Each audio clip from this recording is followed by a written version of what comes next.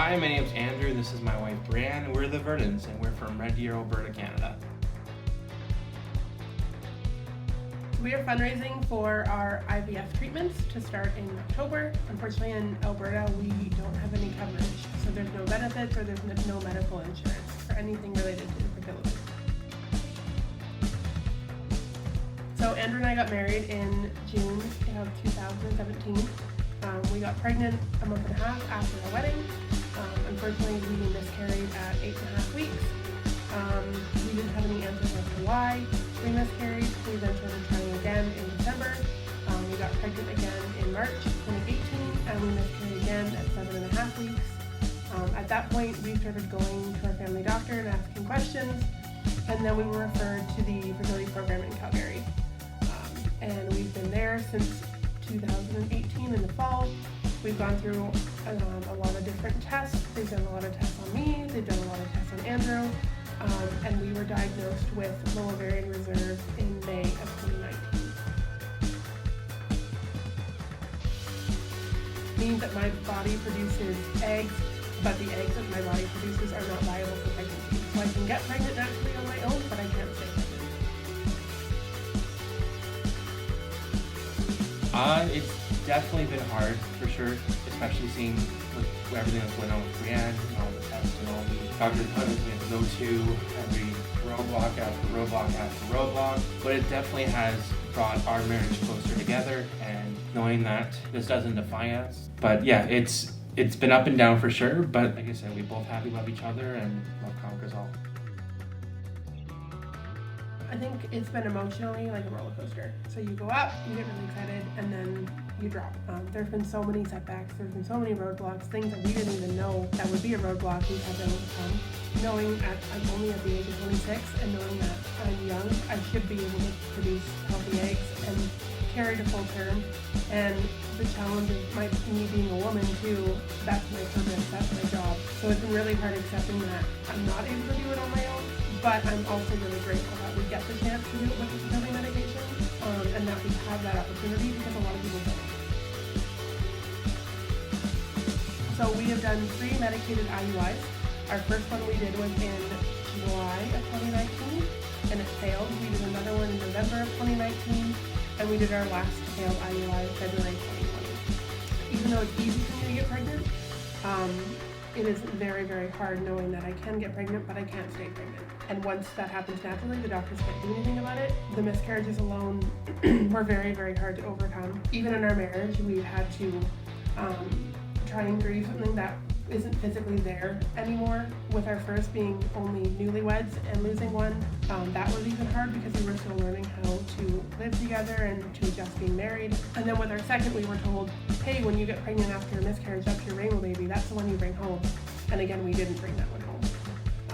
So that's been something that's been really hard, and just learning that life's gonna throw you roadblocks, and you just have to have faith and keep on going and not give up.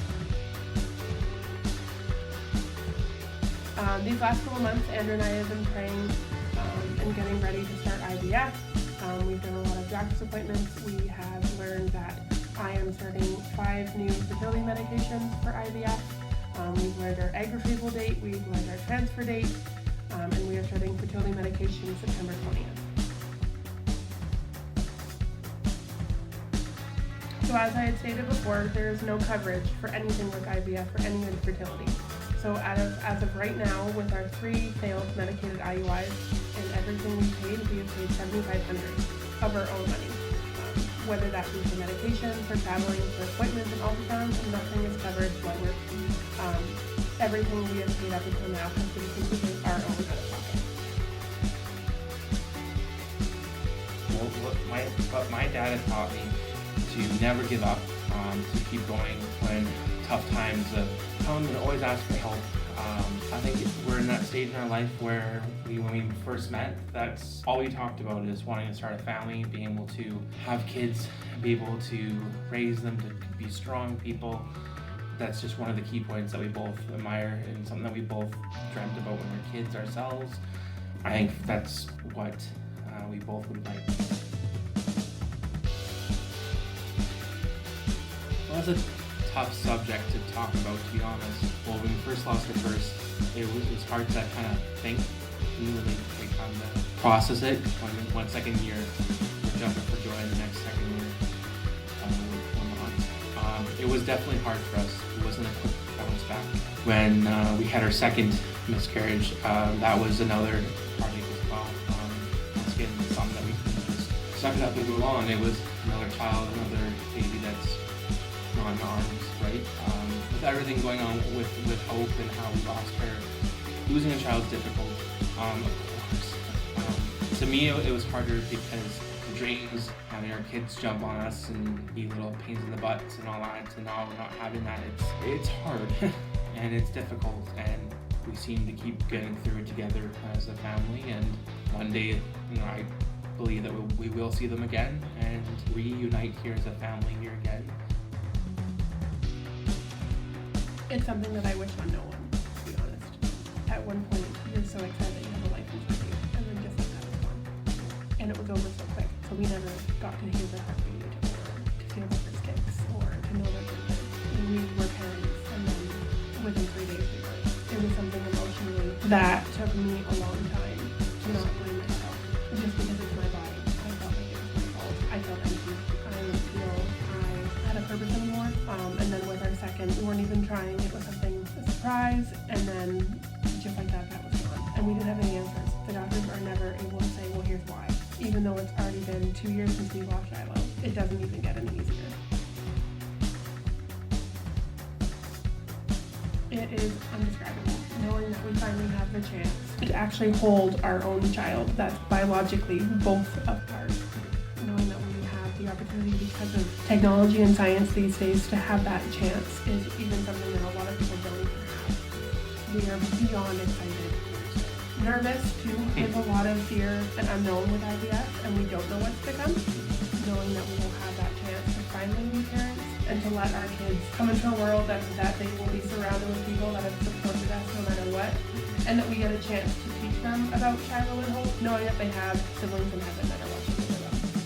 Is something that we are so excited for. I'm excited for this IVF to work. I'm excited for these bunch of kids to be running around the house, causing trouble, being able to teach my son or my daughter exactly what my parents taught me, and being there. I'm excited for that journey. It's finally looking at the end of the tunnel, finally seeing something good, and that's, we're not going to look back. We're going to keep going, we're going to keep fighting.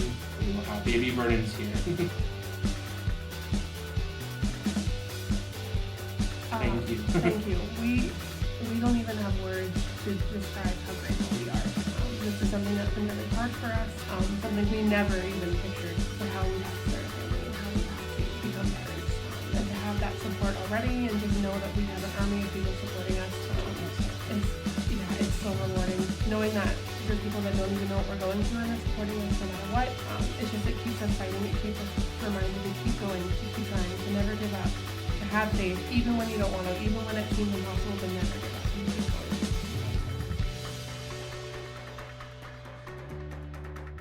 So we are only $2,570 short of having everything paid off for IVF.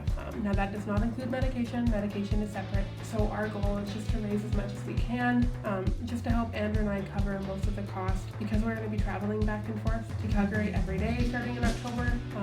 And just, we would be so grateful for anything that we receive at this point. We have a GoFundMe page that's up right now. Breann has a Sensi fundraiser as well that's up and running. We do accept anything that you can help, even a prayer or even a thumbs up or something, just knowing that you guys care and that you're thinking of us during this journey. Even gift cards for gas too, because we're going to be driving back and forth.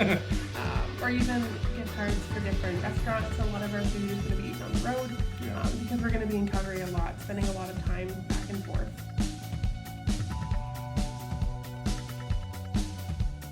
From the bottom of our hearts, thank you very, very much. With everything going on with life with COVID, we understand the world's in chaos right now, but we do appreciate the time and being able to reach out and donate, and like I said, being able to pray for us and everything else. It's just been overwhelming. It's because of you that we are this close to our goal.